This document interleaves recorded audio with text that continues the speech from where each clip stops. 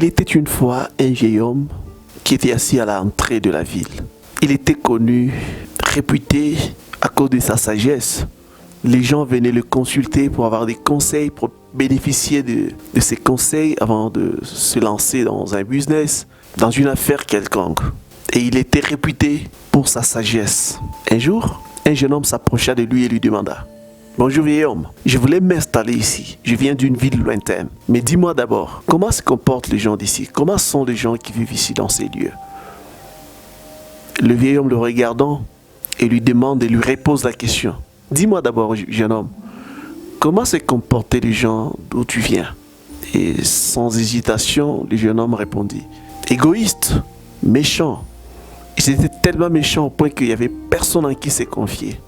Et le vieil homme le regardant, il lui dit: jeune homme, il serait mieux de passer ton chemin. Parce que ici, c'est pire. Tu ne trouveras personne. Les gens sont tellement méchants au point que tu vas t'ennuyer. Il serait mieux pour toi de chercher une autre ville. Et le jeune homme passa.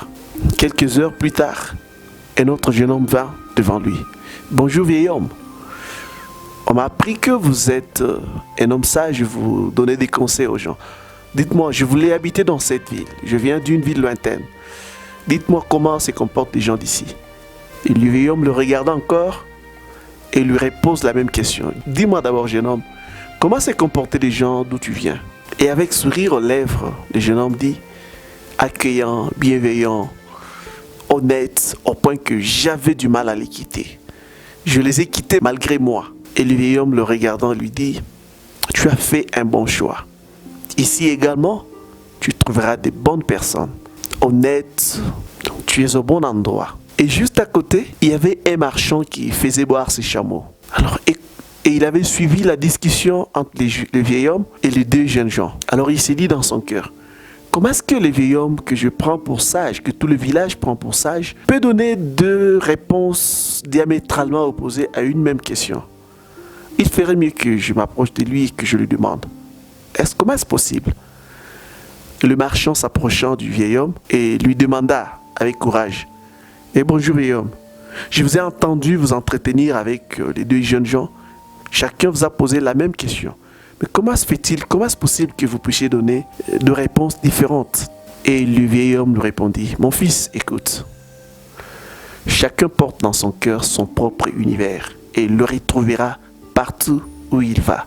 Ouvre ton cœur et ton regard sur les autres et le monde sera changé. Et les marchands comprit bien la leçon. C'est quoi la morale de cette histoire?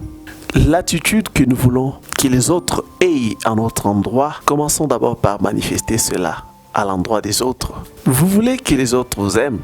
Commencez par aimer les autres. Et si l'on cherche toujours, si on est à la recherche des erreurs des autres, certainement, on en trouvera toute une boîte d'allumettes. Le problème avec nous, c'est que nous voulons tous le changement.